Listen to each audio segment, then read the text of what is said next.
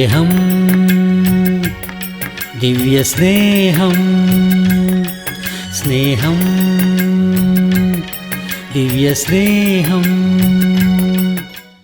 ഈ ഒരു കപ്പലിൽ നോഹയല്ല ഉള്ളത്, പൗലോസാണുള്ളത്.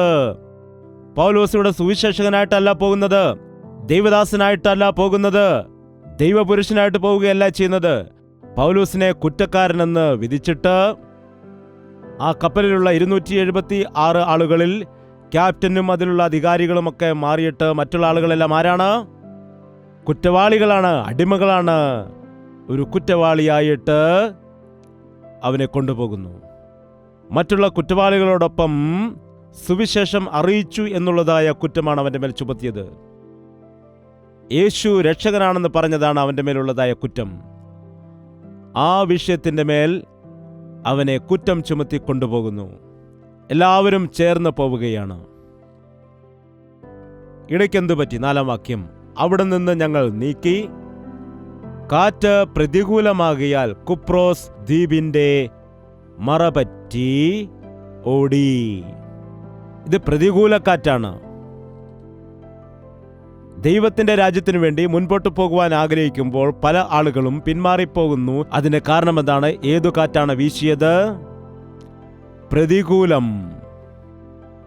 ഞാൻ പ്രാർത്ഥിക്കാനിരിക്കുമ്പോൾ എൻ്റെ വീട്ടുകാരനത് സമ്മതിക്കുന്നില്ല. ദൈവവേലയ്ക്ക് ഇറങ്ങുവാൻ വേണ്ടി എൻ്റെ മാതാപിതാക്കൾ സമ്മതിക്കുന്നില്ല. ദൈവത്തെ ആരാധിക്കാൻ പോകാൻ വിചാരിച്ചപ്പോൾ എനിക്ക് ഇന്ന പ്രശ്നമുണ്ടായി, എൻ്റെ ഓഫീസിൽ ഇന്ന പ്രശ്നം ഉണ്ടായി, മഴയുണ്ടായി, അങ്ങനെ ഒരുപാട് കാര്യങ്ങളുണ്ട്. കൊടുങ്കാറ്റടിക്കുമ്പോൾ നിങ്ങൾ നടന്നു പോയിട്ടുണ്ടോ? വെളിയിലിറങ്ങിയിട്ടുണ്ടോ? എൻ്റെ ജീവിതത്തിൽ അത് പലപ്പോഴും സംഭവിച്ചിട്ടുള്ളതാണ്. സൈക്കിളും കൊണ്ട് പോകുമ്പോൾ കാറ്റടിച്ചു.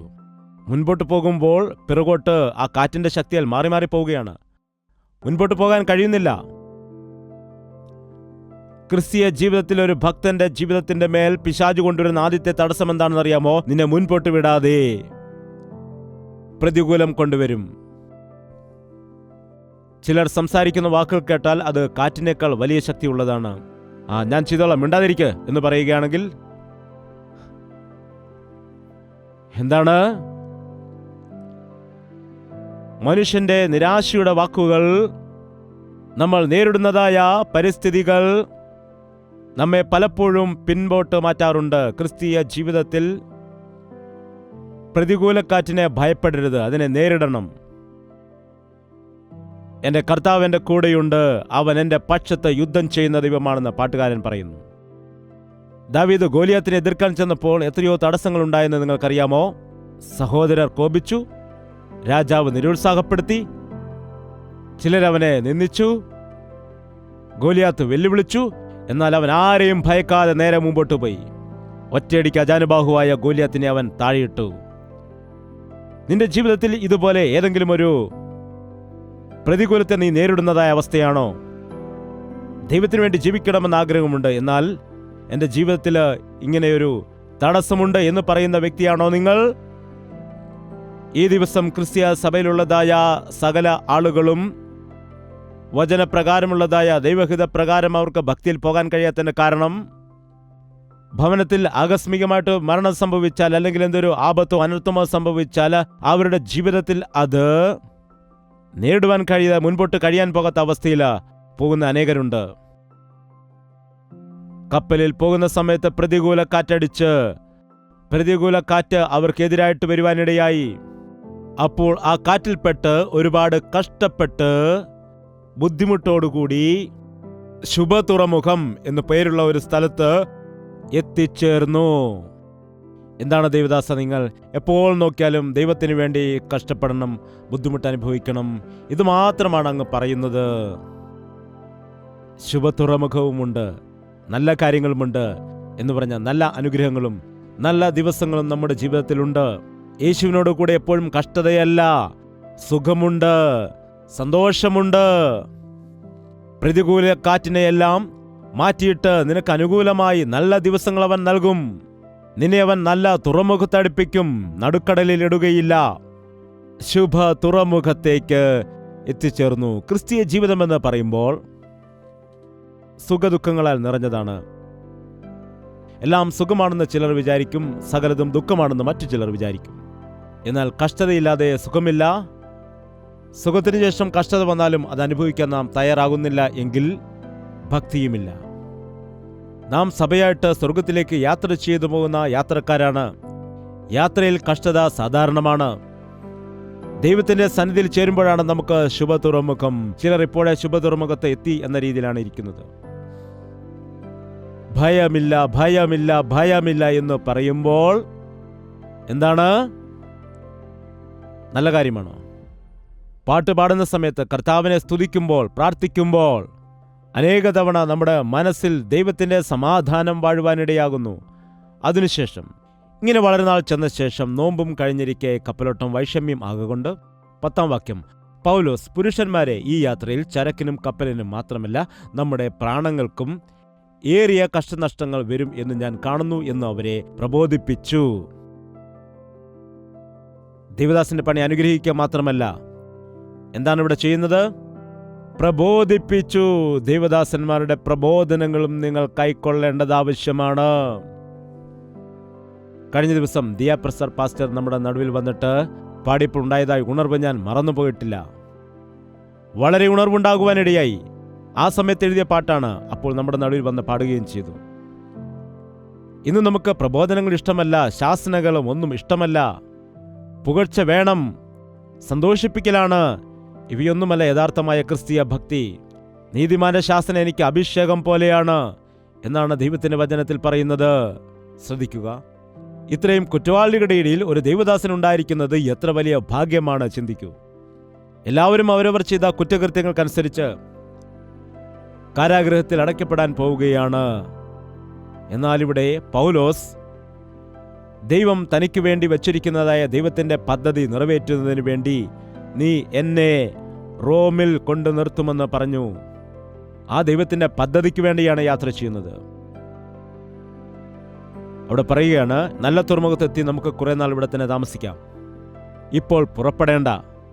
നമ്മുടെ പ്രാണങ്ങൾക്കത് അപകടമാണ്. നിങ്ങൾ മുൻപോട്ട് പോകരുത്. ഈ വിവാഹം ഇവിടെ നിർത്തുക. നിങ്ങൾ മുൻപോട്ട് പോകരുത്. അല്ല പാസ്റ്റർ, ഇത് ഫിക്സ് ആയി പോയിരിക്കുന്നു. എന്താണ് ഫിക്സ് ആയത്? കല്യാണം ഫിക്സ് ചെയ്തു. ശരി, നിങ്ങളുടെ ഇഷ്ടം പോലെ. എനിക്ക് ഈ വാക്ക് എപ്പോഴും ഇഷ്ടമാണ്. പറയുക മാത്രമാണ് എൻ്റെ ജോലി. നിർബന്ധിക്കുന്നത് എൻ്റെ ജോലിയല്ല. നമ്മുടെ ദൈവം ആരെയും നിർബന്ധിച്ചിട്ടില്ല. നമ്മെ നിർബന്ധിച്ചിരുന്നെങ്കിൽ നാം എപ്പോഴേ മാറിപ്പോയേനെ. യേശു ഒരടി തന്നാൽ നാം മാറത്തില്ലായിരുന്നു. യേശു പറയും, നിന്റെ ഇഷ്ടം, ഇതാണ് നല്ലത്, ഇതാണ് തിന്മ. തിരഞ്ഞെടുക്കുന്നതെല്ലാം നിന്റെ ഇഷ്ടത്തിന് വിടുന്നു. നീ ചെയ്യുക. ദൈവത്തിന്റെ ഹിതമാണെങ്കിൽ അതുപോലെ ചെയ്യുക. എനിക്കിത് ദൈവഹിതമാണെന്ന് തോന്നുന്നില്ല. ഉപദേശങ്ങൾ സ്വീകരിച്ച് നന്നായതായ അനേകം ആളുകളുണ്ട്. ചില വ്യക്തികളുണ്ട് ഉപദേശം അംഗീകരിക്കാതെ നഷ്ടം സംഭവിച്ച് വീണ്ടും പോയി ക്രമീകരിച്ചിട്ട് നന്നായ ആളുകളുമുണ്ട്. നിങ്ങൾ ഒരിക്കലും ദൈവദാസന്റെ വാക്കുകളെ ഉപേക്ഷയായി വിചാരിക്കരുത്. ദൈവദാസൻ ഞാൻ മാത്രമാണെന്ന് പറയുന്നില്ല. ദൈവത്തിന്റെ വചനത്തിന്റെ ഉപദേശങ്ങളെ ഒരിക്കലും തള്ളിക്കളയരുത്. മനസ്സാക്ഷിയുടെ ഉപദേശങ്ങൾ തള്ളിക്കളയരുത്. അത് ശ്രദ്ധിക്കണം. പൗലോസ് മുന്നറിയിപ്പ് കൊടുത്തു, അവരത് ചെവിക്കൊണ്ടില്ല. എന്താണ് നോക്കൂ, 12-ാം വാക്യം, ആ തുറമുഖം ശീതകാലം കഴിപ്പാൻ തക്കതല്ലായികയാൽ അവിടെ നിന്നും നീക്കി തെക്കു പടിഞ്ഞാറും വടക്കു പടിഞ്ഞാറും തുറന്നു കിടക്കുന്ന ഫൊയ്നീക്യ എന്ന ക്രേത്ത തുറമുഖത്ത് കഴിവുണ്ടെങ്കിൽ ചെന്ന് ശീതകാലം കഴിക്കണം എന്ന് മിക്ക പേരും ആലോചന പറഞ്ഞു. തെക്കൻ കാറ്റ് മന്ദമായി ഊതുകയാൽ കാര്യം സാധിച്ചു എന്ന് തോന്നി. അവർ അവിടെ നിന്ന് നങ്കൂരമെടുത്ത് ക്രേത്ത ദ്വീപിന്റെ മറപറ്റി ഓടി. തങ്ങളുടെ താല്പര്യം സാധിച്ചു എന്നവർക്ക് തോന്നി. അതാണ്, സാഹചര്യം അനുകൂലമായിരിക്കുന്നു. എന്താണ് അവർ പറഞ്ഞത്? ശീതകാലം ഇവിടെ കഴിക്കുവാൻ പാടില്ല, അതുകൊണ്ട് അവർ മാറിപ്പോവുകയാണ്. എന്നാൽ യഥാർത്ഥത്തിൽ സ്വാഭാവികമായിട്ടും സെപ്റ്റംബർ മുതൽ ഡിസംബർ വരെയുള്ളതായ കാലത്ത് ഈ ഏരിയയിൽ വലിയ കൊടുങ്കാറ്റുകൾ അടിക്കുന്നതായ സമയമാണ്. ഇത് കാലഘട്ടം, ഇത് AD 59 ക്രിസ്തുവിന് ശേഷം 59-ാമത്തെ വർഷത്തിൽ നടന്നതായ സംഭവമാണിത്. ഇത് ഒക്ടോബർ മാസത്തിൽ നടന്ന സംഭവമാണെന്നും റെക്കോർഡുണ്ട്. കാരണം ഇത് ഭരണാധിപന്മാരുടെ അനുവാദപ്രകാരം പോകുന്നത് കൊണ്ട് അതിൻ്റെ റെക്കോർഡുകളെല്ലാം ഉണ്ട്. കാലാവസ്ഥ ശരിയല്ല, അവസ്ഥയും ശരിയല്ല. നാം ഇവിടെ ശുഭതുറമുഖത്തായിരിക്കുന്നു, ഇവിടെ കുറേ നാൾ നമുക്ക് കഴിക്കാമെന്ന് പറഞ്ഞപ്പോൾ അത് ഉൾക്കൊള്ളാതെ ഇവിടെ കൂടുതൽ തണുപ്പാണ്, മറ്റൊരു ദേശത്തേക്ക് നമുക്ക് പോകാമെന്ന് പറഞ്ഞ കൂടുതൽ പേരും, അതായത് വോട്ടിംഗ് എന്നാണ് പറയുന്നത്. ഭൂരിപക്ഷ അഭിപ്രായം, വോട്ടിംഗ് നല്ലതാണോ? എന്താണ് ചിലർ പറയുന്നത്? നമുക്ക് ചീട്ടിട്ട് നോക്കാമെന്ന്. അയ്യോ, വോട്ട് ചെയ്തിട്ട് തിരഞ്ഞെടുത്ത രാഷ്ട്രീയക്കാരെ നോക്കൂ ഇപ്പോൾ എങ്ങനെയാണ്, ആ വോട്ട് ചെയ്യുന്ന രീതിയും എങ്ങനെയാണ്. ദൈവഹിതം മനസ്സിലാക്കുന്നതിന് വേണ്ടി ഭൂരിപക്ഷത്തിന്റെ അഭിപ്രായമില്ല. മനുഷ്യരുടെ ഭൂരിപക്ഷം പറയുന്നത് എപ്പോഴും ശരിയാവുകയില്ല. 100,000 ആളുകൾ ചേർന്ന് പറയുകയാണ് കുറുക്കന് 3 കാലുകൾ മാത്രമേ ഉള്ളൂ എന്ന്. അതിന് എത്ര കാലുകളുണ്ട്? 3 ആണെന്ന് 100,000 ആളുകൾ പറയുന്നെന്ന് വിചാരിക്കുക.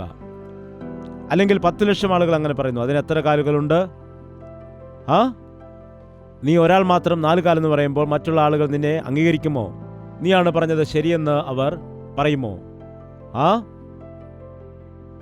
എല്ലാവരും അങ്ങനെ ചെയ്യുന്നു, എല്ലാവരും അങ്ങനെ പറയുന്നു, എല്ലാവരും അങ്ങനെ ചിന്തിക്കുന്നു, അതുകൊണ്ടാണ് ഞാനും ചെയ്യുന്നത്. ആര് പറഞ്ഞു വേണ്ട എന്ന്? നീയും എല്ലാവരോടൊപ്പം മുങ്ങിപ്പോകുക. എല്ലാവരും പറയുന്നത് ചെയ്യരുത്. ആര് പറഞ്ഞത് ചെയ്യണം? യേശു പറഞ്ഞത് ചെയ്യണം. മറ്റുള്ളവർ പറയുന്നതല്ല നാം ചെയ്യേണ്ടത്. യേശുവിന്റെ പൈതലായതിനു ശേഷം ദൈവം പറയുന്നത് നീ ചെയ്യണം. ദൈവത്തിന്റെ വചനത്തിന് വിരോധമായിട്ട് ഒരു നല്ല പ്രസംഗകൻ ഉപദേശിച്ചാലും അത് തെറ്റല്ലാതെ ഒരിക്കലും അത് ശരി ആകില്ല.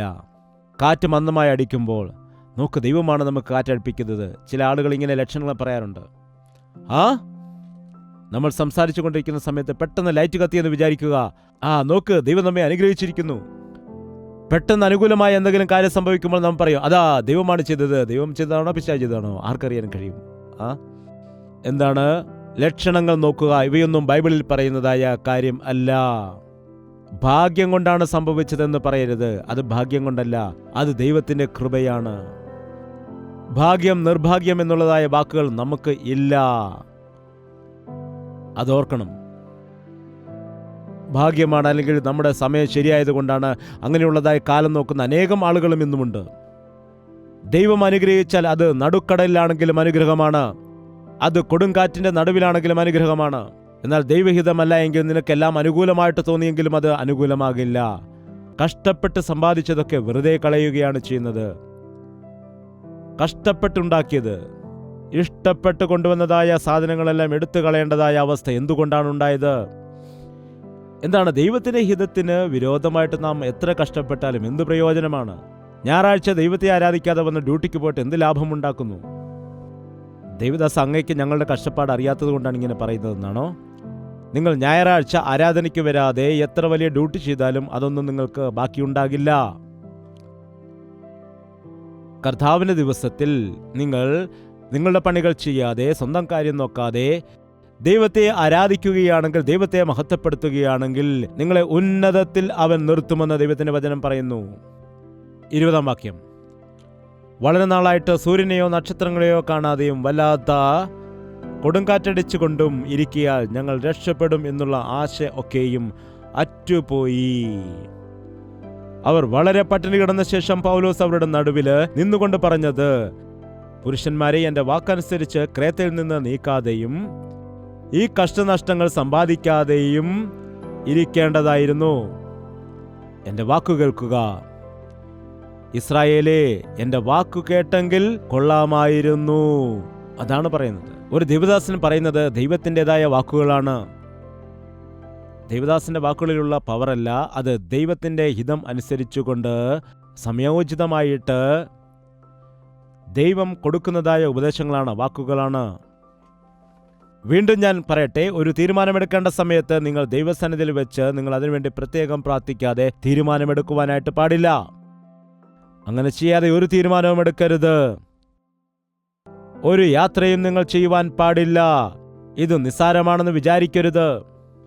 ദൈവത്തിന്റെ വചനം, സഭയിലായിരിക്കുന്ന ദൈവദാസന്മാരുടെ വാക്ക് നിങ്ങൾ കേൾക്കണം. ദൈവഹിതം നിങ്ങൾ ചെയ്യണം. ഒരു നിമിഷം നമുക്ക് പ്രാർത്ഥിക്കാം. പ്രാർത്ഥന. ഈ ഒരു സാഹചര്യത്തിന്റെ നടുവിലും ഞങ്ങളെ കാക്കുന്ന ഒരു കർത്താവുണ്ട്, ഞങ്ങളെ വിടുവിക്കുന്ന ഒരു കർത്താവുണ്ട്, ഞങ്ങളെ ബലപ്പെടുത്തുന്ന കർത്താവുണ്ട്, ഞങ്ങളുടെ പ്രാണനെയും ആത്മാവിനെയും കാക്കുന്ന ദൈവമുണ്ടെന്ന വിശ്വാസം ഞങ്ങൾക്ക് നൽകണം. കർത്താവെ, നിന്നെ വിട്ടുപിരിഞ്ഞാൽ ഞങ്ങൾക്കത് നാശമാണ്. കപ്പൽ വിട്ടുമാറിയാൽ ഞങ്ങളുടെ പ്രാണനാണത് അപായമാകുന്നത്. എന്നാൽ നിന്റെ സാന്നിധ്യത്തെ വിട്ടുപിരിഞ്ഞാൽ, നിന്റെ ആലയത്തെ വിട്ടുപിരിഞ്ഞാൽ, നിന്നോടുള്ളതായ കൂട്ടായ്മ വിട്ടുപിരിഞ്ഞാൽ, അയ്യോ, ഞങ്ങളുടെ ജീവിതത്തിൽ അത് വലിയ നാശമാണ്. അതിന്റെ അന്ത്യം നാശകരമായ നരകത്തിലേക്ക് പോകുന്നതായ അവസ്ഥയാണല്ലോ കർത്താവേ. ഏതെല്ലാം കഷ്ടത വന്നാലും ബുദ്ധിമുട്ടുകൾ വന്നാലും ഞങ്ങളെ ആശ്വസിപ്പിക്കുന്ന ഒരു കർത്താവുണ്ട്, ഞങ്ങളെ ചേർത്ത് നിർത്തുന്ന കർത്താവുണ്ടെന്നുള്ള വിശ്വാസം നൽകണമേ. നിന്റെ വാഗ്ദത്തങ്ങൾ മറന്നുപോയിരിക്കുന്നു, നിന്റെ വിളിയെ മറന്നുപോയിരിക്കുന്നു കർത്താവേ. ഞങ്ങളോട് നീ ക്ഷമിക്കണമേ. നിന്റെ പദ്ധതികളെ ഞങ്ങൾ വിട്ടുമാറിയിരിക്കുകയാണ്. അതുകൊണ്ടാണ് ഞങ്ങളുടെ വിശ്വാസം ക്ഷീണിച്ചു പോകുന്നത്. അതുകൊണ്ടാണ് ഈ ലോക കഷ്ടതയിൽ ഞങ്ങൾ ഞെരുങ്ങിപ്പോകാനിടയാകുന്നത്. അതുകൊണ്ടാണ് ഈ ലോകത്തിന്റെ പ്രവാഹത്തിൽ ഞങ്ങൾ ഒഴുകിപ്പോകാനിടയാകുന്നത്. ഞങ്ങളുടെ ചുറ്റുപാടും എത്ര നാശകരമായ സാഹചര്യങ്ങളുണ്ട് എങ്കിലും ഞങ്ങളെ നടത്തുന്ന ഒരു കർത്താവുണ്ടെന്നുള്ളതായ വിശ്വാസം, ഞങ്ങളുടെ പക്ഷത്ത് നിൽക്കുന്നതായ ഒരു കർത്താവുണ്ടെന്നുള്ള പൂർണ്ണ വിശ്വാസം ഞങ്ങൾക്ക് നൽകുമാറാകണമേ. നിന്റെ ചെറുകടിയിലാണ് ഞങ്ങൾക്ക് പൂർണ്ണ സുരക്ഷിതത്വം. നീ പറയുന്നത് അനുസരിക്കുന്നതാണ് ഞങ്ങൾക്ക് നന്മ. ഈ ലോകത്തിൽ ഞങ്ങൾ പേരും പ്രശസ്തിയും നേടിയെടുക്കുന്നതല്ല, നിത്യരാജ്യത്തിന്റെ അവകാശികളായിട്ട് മാറുവാനുള്ളതായ ഭാഗ്യം നേടിയെടുക്കുവാൻ ഞങ്ങൾക്ക് എല്ലാവർക്കും നീ സഹായം ചെയ്യണമേ എന്ന് യേശു ക്രിസ്തുവിന്റെ നാമത്തിൽ അപേക്ഷിക്കുന്നു പിതാവേ. ആമേൻ.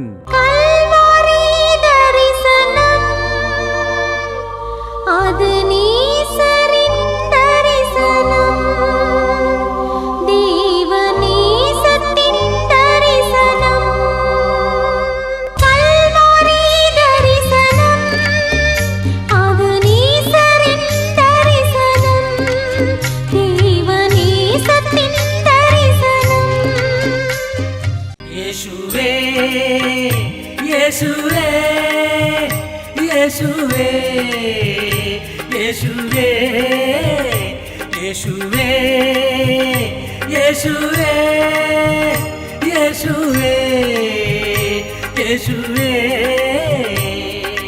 നിന്നെ നിന്നെ എന്നും ഞാൻ സേവിക്കും. നീ മാത്രം രാജാവെന്നും. നിന്നെ നിന്നെ എന്നും ഞാൻ സേവിക്കും. നീ മാത്രം രാജാവെന്നും. യേശുവേ യേശുവേ യേശുവേ യേശുവേ യേശുവേ യേശുവേ യേശുവേ യേശുവേ യേശുവേ യേശുവേ യേശുവേ യേശുവേ യേശുവേ യേശുവേ